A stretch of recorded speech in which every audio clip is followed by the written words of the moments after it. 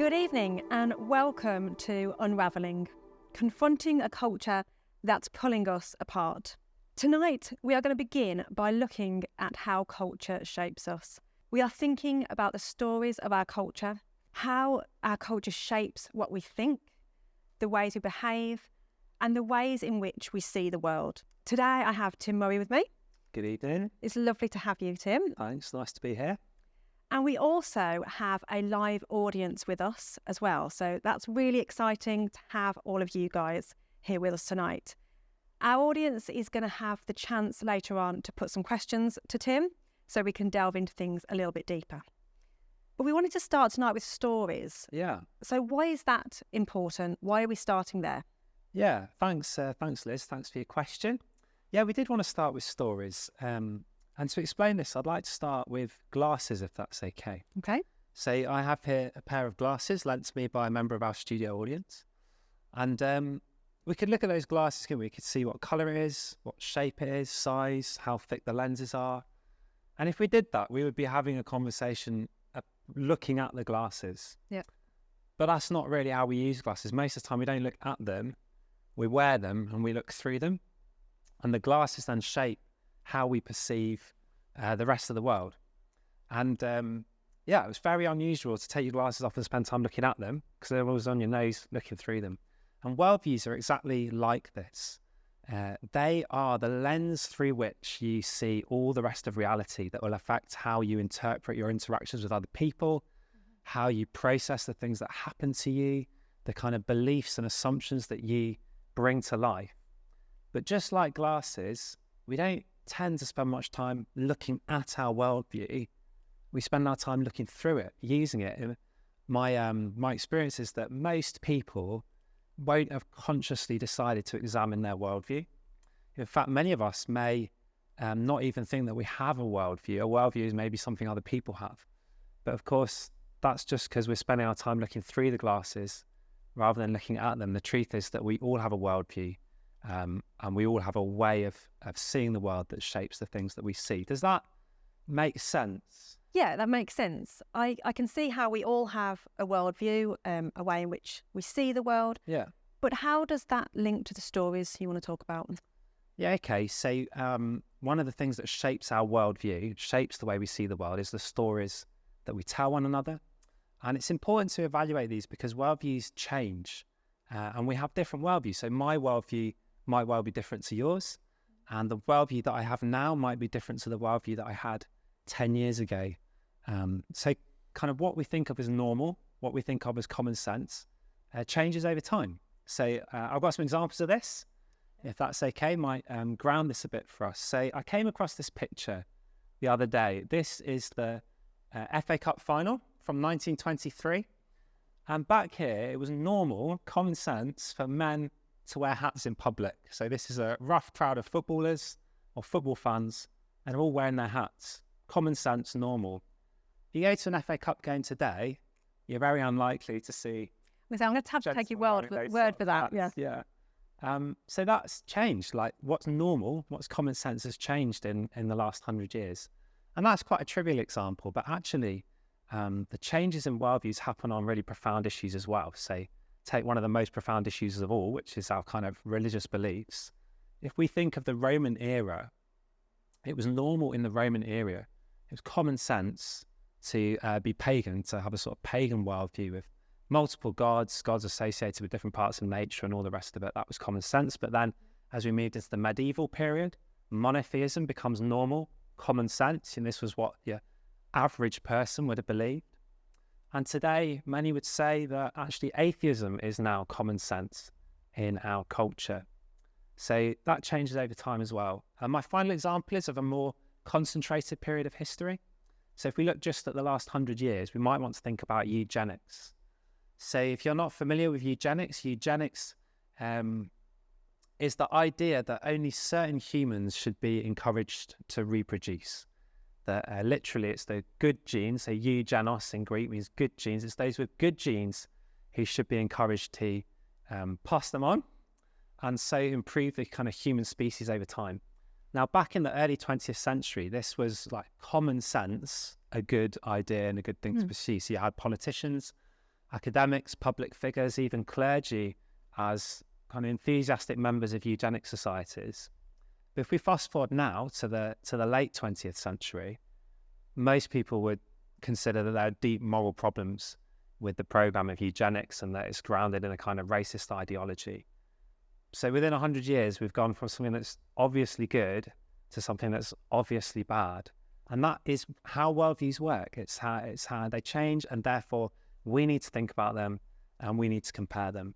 Now, one of the main ways that worldviews are shaped is by the stories that we tell one another.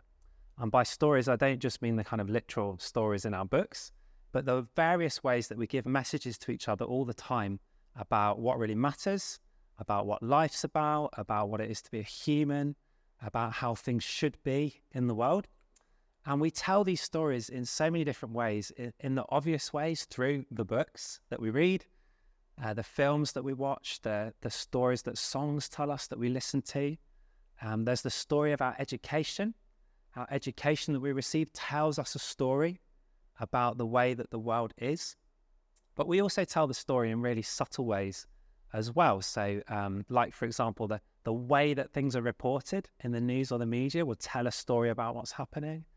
Or even us with our tone of voice or the language that we use will tell a story. Say, one example might be that we might ask a friend, how are your kids getting on? How are your children doing? And as they finish telling us about that, they may say something like, well, as long as they're happy. And a simple kind of comment like that tells a story that says their happiness is the most important thing. And that reveals a worldview with a load of assumptions and a load of kind of beliefs about what's important in life. And we all do this all of the time. Yeah, that makes a lot of sense. So we're thinking and we're talking about how we are shaped by like the views of others and the views of culture. Yeah, that's right. And in our lives, there are particular stories that we're receiving all the time, whether we're aware of it or not. And that's the crucial point. We may not, most of us, most of the time, probably won't be aware of all the stories that we're receiving, but they are shaping our worldview, the way we see the world, and therefore the way that we behave in the world as well. Okay, so are you saying that we can't avoid being shaped by culture? Yeah, I am really. Yeah, because we live in culture, and by culture, I really mean the values and the beliefs and the sort of normal behaviour for people like us. And because we live in it all the time, we can't avoid it influencing us. Okay. So when we talk about our culture, we're probably talking about, you might think of it as Western culture or Western developed culture. We're in it. We can't escape it. It's having this influence on us all the time. And I've got this great quote by a scholar called Chris Watkin. He wrote a really good book called Biblical Critical Theory. And he says this: let Christians make no mistake. Late modern society is not a neutral space where any and every vision of the good can exist side by side. Modern society as a whole relentlessly catechizes its citizens into very particular ways of being in the world, from the grand liturgies of the nation state to the daily habits of domesticity. And the word catechize here just simply means to teach. So what Watkins saying is that there's no way you can go to escape having a worldview. You can't find some neutral space and then decide, oh, am I going to adopt a worldview or not? No, you're being taught all the time. And yeah, we're being shaped or formed all the time. I think that's the kind of helpful thing in this quote here. Okay. Does that make us helpless then? Does that mean that no matter what we do, we're going to end up believing the stories that culture tells us? No, I don't think that we are passive, totally passive, and we can't resist this sort of thing. So to take another quote from Watkin, he says this, that our choice is not whether we'll live in the light of social and cultural theory or not. That's what we just said. So we can't choose whether or not we're going to have a worldview. But our choice is which cultural theory or theories are going to shape the figures of our lives and our world. People don't differ according to whether they're guided by a cultural and social theory, but whether they realise it or not. So do we know we're wearing a pair of glasses? And to go through life not realising the theoretical assumptions and commitments that are shaping you is like letting a stranger decorate your house, choose your clothes, select your children's school and drive your car without permission. And I love this quote because he's really clear that you have choices about what worldview you hold and what beliefs you want to adopt. But if you don't do this deliberately, if you don't think this through, it is like letting the details of your life be controlled by beliefs that you've never given any attention to. You've never evaluated whether they're good or right or true or helpful. Great. Well, that gives us some good news. Yeah. We have a level of choice, which is great. So is that the aim of Unravelling, to reveal some of this stuff to us, that we have a level of choice? Yeah, I think so. So what we're trying to do in Unravelling really is to say, let's have a look at the glasses. Like, let's actually have a look at the worldviews that the culture holds, that we hold perhaps, and let's see how it's shaping us. Let's see, is this a good pair of glasses or not? Is this a good worldview or not? Do we find that our culture's worldview is helping us to see reality more clearly, is helping us to live well? Or do we find that we keep stumbling around, bumping into things, tripping over? You know, maybe the glasses aren't so good after all. So these are some of the things that we want to unpack. And obviously, towards the sort of second half of Unravelling, we really want to address these common topical issues of sex and gender and sexuality. But we can't get there and address those issues unless we've worked through the worldviews that we bring to them. Because the worldviews shape all our beliefs, including our beliefs about those issues. Yeah. Okay, that's great. So which stories are we going to begin by looking at tonight? So tonight, in this evening on Unravelling, we're really going to be looking at the story of identity. What does it mean to be a human? What is it that makes me who I am? And potentially then, you know, what it means to be happy, and some of those questions that follow on from that. But stories don't come out of nowhere. So the story our culture is telling us about identity hasn't just emerged, but it comes on the back of hundreds of years of development and changes in thinking and worldview that have brought us to where we are today. So if we want to understand the present, we're going to have to dip back into the past. We're going to the past. Or to change the analogy, you know, if you want to work out why the house we're living in is the shape it is, we need to get into the foundations to see how it was built. So that's what we're going to do, if that's okay, in the rest of Right. I feel like we're going to need to be doing lots of thinking now. Yeah. We're gonna have to really engage our minds with this, because obviously we don't live 400 years ago, so it can be a stretch to go back there. But it's really important. And I say 400 years because that is where we're going to. That's where we're starting 400 years. Yeah. Okay. So we want to go back to a time called the Enlightenment, which, as the slide shows, began in the late 19th century, because this is a period of history that profound developments go on that are still influencing us today. And the Enlightenment is the start of a period which is called modernity. And that can be a bit confusing for us, because we're used to using the word modern to mean like up to date. So if something's modern, it's 2024, right? Now, yep. But when we're thinking historically or philosophically, modernity refers to this period beginning in the Enlightenment that lasts up to the early 20th century. So that's where we're going to see. And why does it matter? Well, we're going to start with an extract from Kant, Immanuel Kant, one of the most important philosophers who ever lived and a key figure of the Enlightenment. And this is what he has to say about what the Enlightenment is all about. He says this: Enlightenment is man's release from his self-incurred tutelage. Tutelage is man's inability to make use of his understanding without direction from another. Self-incurred is this tutelage when its cause lies not in lack of reason, but in lack of resolution and courage to use it without direction from another. Supere aude, for those of us that have Latin, I don't. So it means have courage to use your own reason. That is the motto of Enlightenment. So in this extract here, Kant is telling us a story. He's telling us a story about what it means to be free. You know, in his view, we're kind of largely prisoners. We're under a tutor. We're these immature captives. We're not full adults, and we must become free. And for Kant, the route to freedom is that we have to use our own minds to decide what is true without the influence of others shaping that and controlling that. We must dare to think, dare to understand. Break free from the shackles of like the truth according to other people. You have to break free from that. Okay. You have to apply your own mind and reason to truly step into enlightenment. And as he goes on through this essay, He's like really specific and clear about some of the authorities we need to resist, including the authority of religion to tell us what is true according to the revelation of God. None of this for Kant is allowed. You can only build your knowledge based on what you can get with your own reason. And notice the story he tells, though. This isn't just a kind of argument.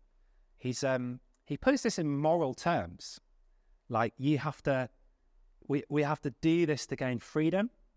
And if we don't do this, we lack resolution. You lack courage. You're a coward if you don't do this. We're moral failures if we don't pursue enlightenment in the way that he suggests. So I hope you can kind of see what I'm trying to show you is that Kant's not just giving an opinion. He's telling a whole story about what it means to be free, what it means to be moral, and kind of how humans need to progress and develop. So, so that's kind of how Kant describes the Enlightenment. Okay, so, but does Kant have a point that we do need to use our own reason, that we do have to work out what is true for ourselves? Yeah, I guess that's a great question. So I'm not criticising Kant in the sense of saying we should all turn our brains off and just accept everything we're told. Okay. That's, part of the reason we're doing Unravelling is we're trying to encourage all of us to think things through and apply our own reason. So that's fine. We have no quarrel with Kant there. The issue is that Kant is saying more than that. He's saying it's through your reason alone that you can come to the truth. We might all accept that we need to use our reason, but for Kant, it's your reason alone. And that's the kind of different thing in what Kant's saying. You see, before the Enlightenment, humans used to really think of truth as something that was outside themselves. Truth is objective. Yeah, truth is out there somewhere, and I have to go and discover that truth or come to that truth by going beyond myself. Yep. Does that make sense? Yes.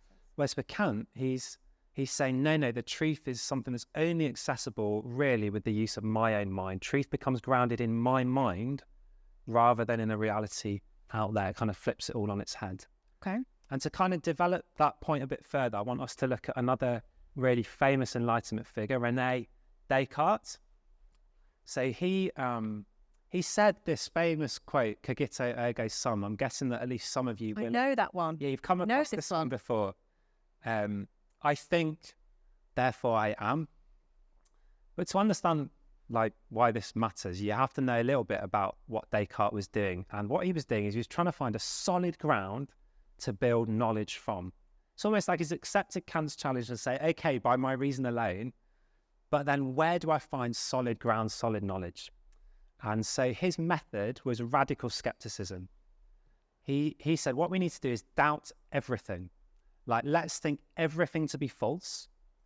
And as we doubt everything, when we come across something that feels undoubtable, that seems undoubtable, we've then found a solid ground that we can start to build our knowledge of the truth on. So this is what he did. He doubted everything. And as he was doing that, he realized that there was some kind of self that was doing the doubting. As he thought, as he doubted, maybe doubted his body, doubted the world around him, he realized there's some sort of I that's actually doing this thinking, that's doing this process. And therefore, he says, I think, therefore, I must exist. I am here. I am in some way here. Okay. And this becomes then the foundation for knowing anything. So for Descartes, it's not your body or your feelings or your intuitions that allow you to be.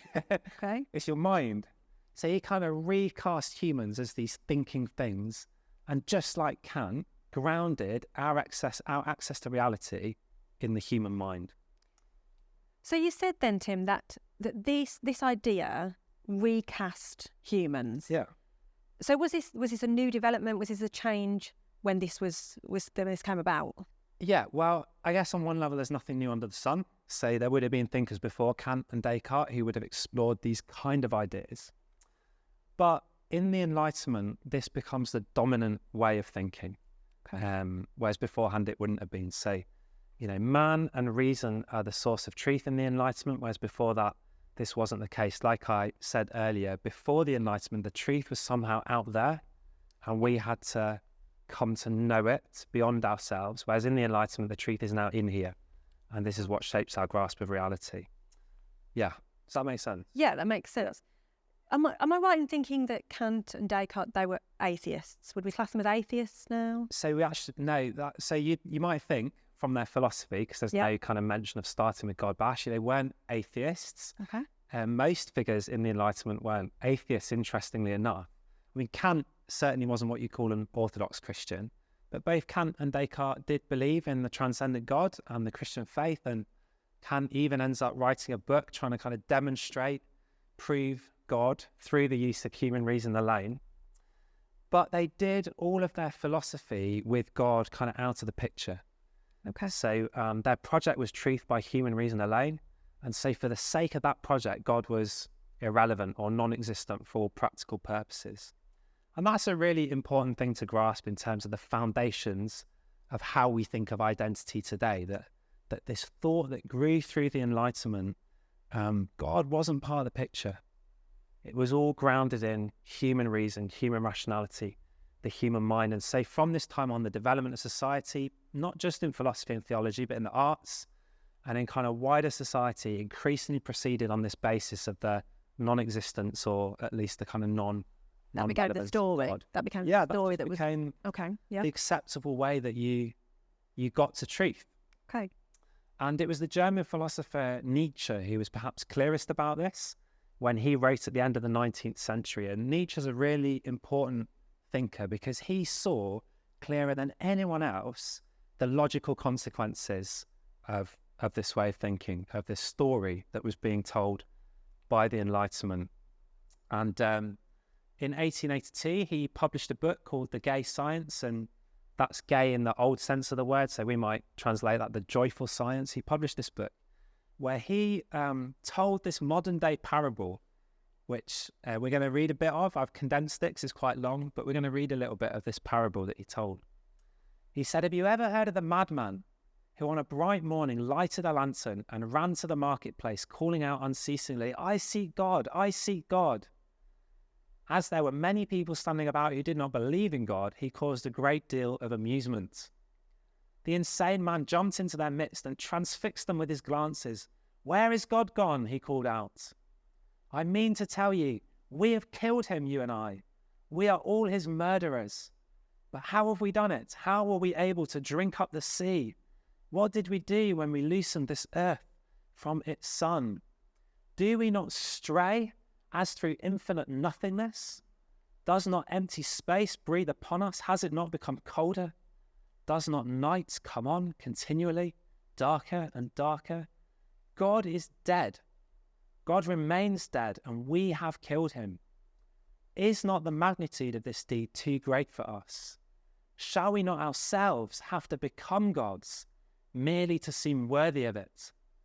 There never was a greater event, and on account of it, all who are born after us belong to a higher history than any history so far."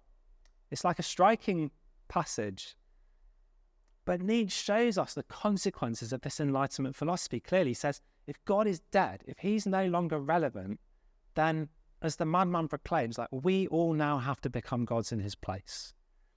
Nietzsche saw that kind of if the Enlightenment was right and the center of truth had moved and was no longer grounded in a divine reality, then it's man that now has to create that reality for themselves. So we kind of have to become gods. Okay, I'm gonna stop you there just so we can make sure that we really understand this. Okay, yeah. So we know that through the Enlightenment and modernity, that put humans at the centre.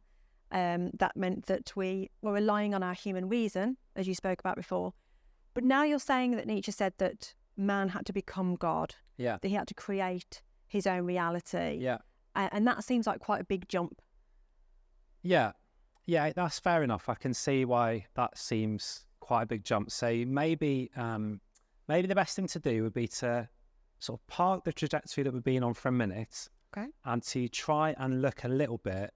I've got a flow diagram that might help us to look a little bit at how we get to this sort of sense of man becoming gods, because I realise that can seem a bit of a jump. Okay. So if our starting point is that God is not real, And that's what we talked about with these Enlightenment thinkers, that philosophically for them, God was not relevant or not real. Nietzsche talked about that. But if that's our starting point, that God is not real, then the natural conclusion for that, what that leads to, is that all we have is nature. All we have is the kind of physical material stuff. There's nothing supernatural. There's nothing beyond nature. Okay. And I think we can kind of see the consequences of that by using a diagram that I've borrowed from Chris Watkins' book. So if we have a little look at that now, this might help us to kind of grasp some of the importance of this. So we've got two worldviews here. On the left, we've got a diagram of the Christian worldview, where we hold that there is a creator as well as creation. So we haven't just got nature. We've got a kind of another reality as well. There's not just us. There's not just a physical universe. Reality doesn't just consist of one kind of thing, but there's another kind of thing as well that is sort of beyond nature and of a different order. And in this worldview, this kind of left-hand worldview that we're looking at, if that's true, then coming to know the truth is primarily about coming into line with the reality that's out there, that's beyond the circle that we're in. Yep. The truth is kind of held outside ourselves, and we align ourselves to it. So it can be helpful, I think, to use a term from the philosopher Charles Taylor. He has written a lot kind of interrogating the time that we're in now, and he says that this is a mimetic worldview. Now, mimesis is a Greek word that's to do with imitation. And what this means is that in these kind of worldviews, because the truth is beyond us, we imitate that. We become shaped by a truth that is somewhat objective, that is somewhat out there. And it's about us coming into line or discovering, being shaped by that truth. It's a mimetic worldview. If we try and hold on to that term, so we're going to kind of come back to that term afterwards. By contrast, we have the other worldview, the worldviews of the right-hand side, which includes the kind of modern worldview. And in these worldviews, you only have nature. That's why you could say nature or everything that exists. That's all that there is. And we are utterly inside that circle. We can't get outside of it. We can't get beyond it. And therefore, any sort of truth that there is all within this one system, this kind of one circle view. So we can't really talk about the purpose of nature, because if nature was to have a purpose, that would mean someone would have had to intended it. They would have to have, there would have been a point for it being. But if nature's all there is and it can't have a purpose, we can't get outside to see its purpose.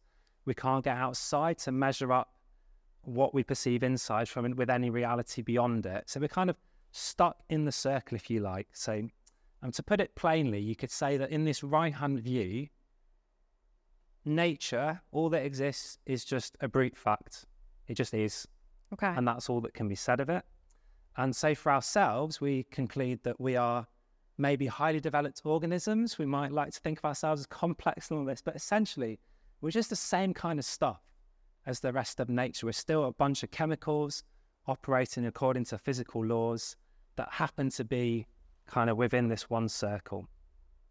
And so, according to modernism, because this is the case, this right-hand side, the only sort of truth we can come to is the truth that we can work out with our own minds within this system.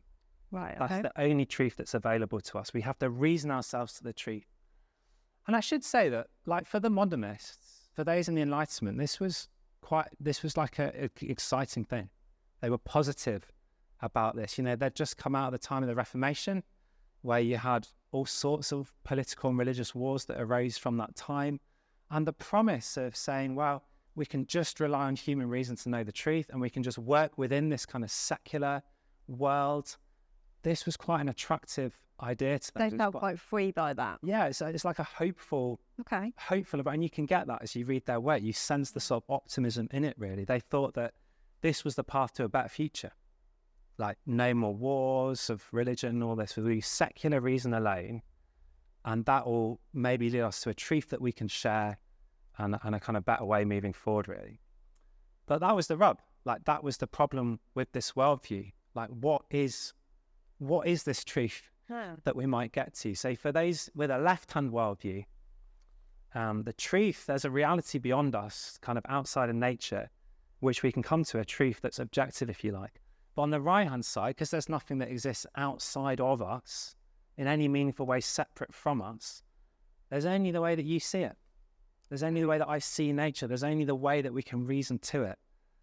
Only our understanding and our perspective. So to go back to our flow chart, hopefully that helps a little bit. If all we have is nature, then really we only have two options. Either we can conclude that we are meaningless, like, yep, I'm a bunch of chemicals arranged by random physical forces that has emerged for no purpose, some point in evolutionary history, for no great end, and will one day pass away. That's kind of logically cohesive, intellectually rigorous, but most people don't choose to adopt that perspective. Far more common is the second option that says, well, if there's no truth beyond us to discover, if there's only this one system, then it's down to us to make our own meaning. We can make our reality. And if the left-hand view, if you remember, was we talked about it being mimetic, the right-hand worldview, Charles Taylor calls a sort of poiesis. So mimesis is to do with imitation, but poiesis is to do with making. So in this worldview, we use the stuff of nature that we're in to make, that we make technology, we make products, that's fine. But we also make meaning, we make values, we make morality. So we shape our reality from the sort of world that we find ourselves in. So that's the contrast, really. And this is what Nietzsche was getting at with his parable of the madman. If we've killed God, then, we can abandon the left-hand worldview. That's gone. So we're no longer meaningless. We can't draw meaning from beyond us. So now we're in the right-hand worldview. We've killed God. Therefore, Nietzsche says option 2. We have to become gods. We have to make our own meaning. So I think we can see there that that's where we get to. So if we have to make our own meaning, then reality becomes self-determined. We make meanings, we make values, we make morality. And again, for Nietzsche, this was like a great thing. He wasn't negative about this. He wasn't like, oh, woe is me, I've got to make my own meaning. For Nietzsche, he said, brilliant, we can be free from the slave morality of Christianity, free from being enslaved to all this rubbish, and we can now become who we were meant to be, the gods who can create meaning. In that quote, he said, history from now on is a greater history than at any time before. So, he was positive about this. About it, yeah. He was really, yeah. I wanted to just ask about, you've used the term postmodernism. Yeah. So that's a phrase I've heard loads and loads of times before. But can you tell us what it is you really mean by that? Yeah, okay. So by postmodernism, I really referring to the philosophy, the way of thinking that becomes increasingly dominant towards the end of the 20th century. So we've got it on a slide here. So mid-20th century onwards, we'd call the postmodern period. Sometimes you hear it called the late modern period. And as we said, this was characterized by this rejection of reason as a way to treat. So what the postmodern authors do, modernity was enthusiastic and was positive. We're going to build a better future. We're going to solve the problems. Social problems will be a thing of the past. We'll solve poverty. Science will deliver health. We'll have peaceful societies based on secular reason.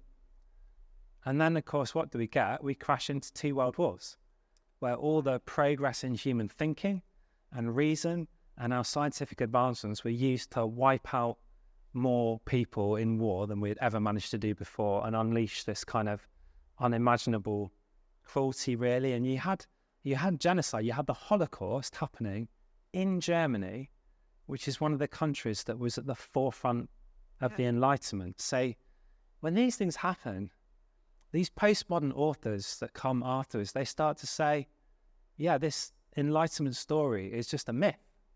Okay. Like, human reason alone has not got us to a better future. Yeah. It hasn't given us a truth we all agree on. It hasn't led to a sort of peaceful world where, and actually, really, all we've got is the way that we see things. There's no objective truth. There's no objective reality. And the kind of way that they put this, Jean-Francois Lyotard, one of the kind of most influential postmodern writers, he said this: postmodernism is an incredulity towards meta-narratives. So he's talking about stories, narratives are stories, and he's saying big stories that attempt to kind of give us the truth about everything, that attempt to explain everything. Any big story, objective truth, He says, well, postmodernism has given up on that. It's incredulous towards that now. Those things don't exist. So you hear in postmodernism the kind of death of meta-narratives is one of the features of that. And so all we have now, we don't have meta-narratives. That's all gone. All we have is the subjective. All we have is what's true for you and what's true for me. And that's kind of as far as truth goes, really. And that takes us much closer to the final steps of how this narrative of identity is developed to kind of what we encounter today. Okay. We're getting there. We're getting there. We're getting there. So my head's aching a little bit. I think there's been a lot of knowledge, but I think it's really interesting to find out what these early thinkers, the conclusions they were drawing and the places they were coming to. It's really helpful to learn about those. But what does all these people from the past, what are their theories? What does that mean for me today? What does that mean for my reality now? Sort of take us up to where we are now in a way. Yeah. Okay. So if we go back to the flowchart and kind of look at it from there, take us up to how far we've got. So if God is not real, then all we have is nature. We've talked about that. Mm-hmm. And we take option 2, which is that we make our own meaning. And as we just kind of went through, if we do that, then we're left with self-determined reality. Okay? Yep. So the next step on our journey is who I am. The creation of my identity in the postmodern era becomes increasingly psychologized, okay? So that's our next step. How I think and feel about myself is the key to the reality that I'm creating, okay? So this is analysed in much more detail by a guy called Carl Trueman in his excellent book, The Rise and Triumph of the Modern Self. And so if you want a kind of more in-depth account of what I'm trying to summarise here, that's an excellent place to go to. But the argument that he makes is through the modern into the postmodern period, we increasingly define ourselves by our psychology, how I think and feel about myself. And really, if you think about it, that's just a natural conclusion of where Descartes started us. If your access to the truth is only grounded in your mind and everything else can be doubted, then it's going to be how you think about yourself in your mind that is the most important part of how you create your identity. Makes me who I am. Yeah, it makes you who you are. And hopefully that's starting to sound a lot more like the stories that you hear. Yeah, I recognise that a lot more. Yeah, like, who are you really, Liz? Like, it's who you are on the inside that counts, isn't it? Isn't that what we tell one another? It's who we are on the inside that counts. I'm questioning it now. I don't know. Yeah, good. But isn't that the true you? The true you is who you feel yourself to be, regardless of any other factors. So that's kind of where we got to on the flowchart. And the final piece of the picture is this, that my personal identity can't just be something that I make privately, but when I have self-determined who I am by how I think and feel in my mind, that then needs to be expressed outwardly and received by others to become authentic. And again, Trueman tells this story in detail, but a lot of that is because if I'm just deciding who I want to be, well, if that's then rejected by the people around me, then perhaps my self-creation of reality feels quite fragile, feels quite threatened. I'm only grounding it in how I feel about myself. Mm-hmm. So it becomes crucial for us in our culture, in our story of identity, that it's not private and personal, but it's expressed outwardly so that it can be affirmed. And this kind of reinforces our story that we tell about ourselves. Carl Trueman, he puts it like this. I want to quote him here. So he says, that which hinders my outward expression of my inner feelings, that which challenges or attempts to falsify my psychological beliefs about myself and thus to disturb my sense of inner well-being, is by definition harmful and to be rejected. So if I challenge your self-determination of yourself, that immediately becomes harmful because of where we've got to in the way that we construct I view that as harmful now. You're telling me that I'm not as I think I am. Exactly. Okay. And Chris Watkin, he also writes about this. A helpful quote for us, I think. The final piece in the jigsaw leading to our contemporary landscape of identity formation is the idea that my identity is something that I must express outwardly, not something that's hidden within me. The idea of expressive individualism or a culture of authenticity is described by Charles Taylor as a culture in which people are encouraged to find their own way, discover their own fulfillment, do their own thing. Doesn't this sound like the world that you live in now? That, it's not a world of mimesis where I discover who I am. It's a world of poiesis where I create who I am, and you need to kind of acknowledge that and become aligned with that. So maybe just quote Carl Trueman one more time. So this is what he says: in our times we live in the triumph of excessive individualism. Excessive? There's a Freudian slip. We live in the triumph of expressive individualism and of poiesis over mimesis. So that's the foundations of the house that we live in. That's the kind of how we get to where we get to. So perhaps let's just go through the flowchart one more time to kind of go all the way through. Now we've talked about it all. Great. Is that okay? Yeah. So God's not real. Therefore, all we have is nature. And therefore, we have to make our own meaning. If we want any meaning at all, we have to create it for ourselves. Therefore, we self-determine reality. We create our truth, our values, and our meaning. And as part of this, we create our own identity, which is increasingly defined by our psychology, by how we think and feel about ourselves. And then this identity must be expressed and recognized for me to be authentic and to be free. So those are the foundations of the house that we live in. That's the kind of basis of why we've got to where we've got to. This is the pair of glasses through which we see the world, shaping the way that we think about ourselves and about reality and about one another. Yeah, I think by going through that, I'm recognizing now the story that I hear That you live in. so often. The story that I'm surrounded by. But I think it's fair to say that most of us don't know maybe a lot about these thinkers from the past. Or we don't carry this flowchart around in our heads. Maybe you do too. But I don't. Well, from now on. From now on I will. But what does some of this mean for my day-to-day, or how am I wearing these glasses as I'm walking around in life? I think it'd be probably helpful to dig into how is this story being told now, right? In real day-to-day ways. Day-to-day ways, Great. So, well, in some ways, the whole of the rest of Unravelling is going to be spinning out how these stories are told.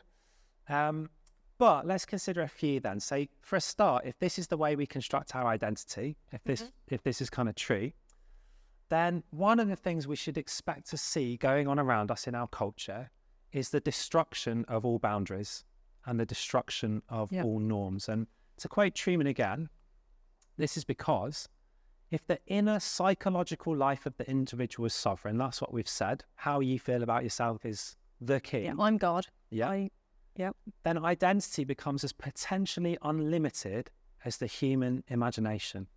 There's nothing to boundary us anymore from what we think and feel about ourselves in our minds. So any idea of a norm, a normal, any idea of a given, any idea of a natural, in our culture, what we should expect is that that's not just seen as incorrect, but it's actually increasingly seen as immoral. So it's not just kind of a sort of failure of understanding to think that there's norms and boundaries. It's actually an immoral thing you're doing. It sets us against somebody else. Because you're denying people this totally liberated, free self-determination to insist on any kind of norm and norm. And we see that going on, I think, in our culture now. So one of those basic human boundaries has always been the distinction between male and female. That's a kind of key part that has bounded us, and there's a key norm into which we have aligned our reality. But if I can construct my own identity, then why should that not include my sex and my gender? That my body doesn't determine reality for me in our story. It's my mind that determines reality for me. And similarly, the kind of idea that there are any norms to do with human sexuality is increasingly seen as immoral because, again, that sort of admits of some norm that's beyond my mind and the way that I feel about myself. And so we're taught all the time that these boundaries are to be taken away and eroded and they're immoral. And by taught, I mean literally taught. Say, I'll give you an example of this, but we'll get some concrete examples now. Say, this is the gender unicorn. And this is a resource that's used in schools up and down the country when they kind of have lessons on these sort of things. And so the gender unicorn teaches you that there are no norms in terms of gender, there are no norms in terms of sexuality, but all these things just exist on a spectrum or scale, and you are free to be you and choose what you want based on the way that you feel about yourself. Okay. So, that's the kind of diagram that we use, and we're going to get into these issues later on in Unravelling, so we're not going to dive into them now. Yeah, but these are some of the stories that we're being told, like saying education. This is a very clear story that's being literally taught about these, which expresses that kind of getting rid of boundaries and norms that we've talked about. But you might have heard of others as well. So you may have come across the language of being differently abled. I've come across that numerous times in the last few years. And again, this is because if we want to talk about somebody being disabled, we have to have some norm of what it is to be able-bodied, to be able. That is a norm. But if there is no norm of what it is to be able, then we can't have disabled. We can only have differently abled. Do you see? Yeah. So that language that's developing and has kind of come into our culture is directly dependent on this idea of there not being any norm. There being some sort of norm to start with. You can't have disability if there isn't a norm for able. And this has even started to permeate into things like human health. So in some quarters now, there's a challenge to any norm of what it is to be healthy. Okay. And, that might sound a bit radical, and it probably is the radical and the extreme edge at the moment. But actually, it relies on the same root that if who I am is just determined by how I feel about myself, then why should that not include my health as well? Who is it that says that I'm healthy or unhealthy? The primary thing is how I construct my reality of my feelings about myself. So hopefully you can see that in those different ways, they come from the same sort of roots. Yeah, definitely. On a different note, did you see the New Year's fireworks display? I don't know if you and your family stay up. I actually didn't. I went to bed this year. Okay, so I feel like you're going to explain a little bit more about what happened. I didn't see it at the time. Okay. But my wife, we have to watch it at some point. So we watched through the fireworks display at New Year. And part of that fireworks display, the voice from the fireworks was going through the highlights of the year. Okay. But there was this one point where the voice from the fireworks departed from that trajectory and said this. It said, London is a place for everyone to be free, to be whoever you want to be, and to love whoever you want to love. And then the display moved on into all the highlights. And I thought that was really interesting that, like, smack bang in the middle of New Year's fireworks, you have our culture's identity story. You can be whoever you want to be. And it's straight away tied to love. And we're not talking about love tonight, but straight away tied to kind of things that will relate to sexuality and that kind of stuff. So it's sort of right there in the fireworks, really. Yeah. Yeah. So that's really interesting, and those are quite big examples. So public, aren't they? The fireworks display is, like you say, millions of people watch that, and you've got lots and lots of children around the country, possibly being taught about the gender unicorn. Yeah. But I'm presuming that that's not the only way. We're not only told in these big examples. Yeah, no. That's not the only way these stories come to us. I've sort of said we're being told this all the time, aren't we? So that's got to include more lower level examples as well. Yeah. So I'll tell you another one from my life that happened recently. So were you ever a brownie? I wasn't. I really wanted to be in the rainbows, but I wasn't. But you weren't allowed in the rainbows. Wow. They didn't let me. That's a sad story for another time. But if you know anything about brownies, very traditional Greek, to be a brownie, you have to have the uniform and go along to the meetings, but you also have to make the brownie promise. Okay. And the traditional brownie promise was this. It was, I promise I will do my best. I wasn't in the brownies, by the way, but my sisters were, so I came to know. It was, I promise I will do my best to love my God, to serve the Queen, and to keep the brownie guide law, which was largely about helping other people. And so this promise traditionally was about submitting yourself to an authority higher than you. First of all, you obey God, your creator, and then you submit yourself to the authority of your community and serve them and do good to others around you. Now, in this last year, my daughter joined the Brownies, one of my daughters, and it took me back when she did the promise, because the promise has totally changed. And so the new brownie promise is this: I promise to be true to myself and develop my beliefs, to serve my king and community, and to keep the Brownie Guide law. So here you have, in Brownies, this really like traditional girls' organisation, the story of identity, and smack bang. That's a big change. Yeah, it's a massive change. So it doesn't, what this story says, it doesn't matter what you believe. It doesn't matter if they're true. Yeah. It doesn't matter if they're valid. But you just have to promise to develop your beliefs, whatever they are. Okay.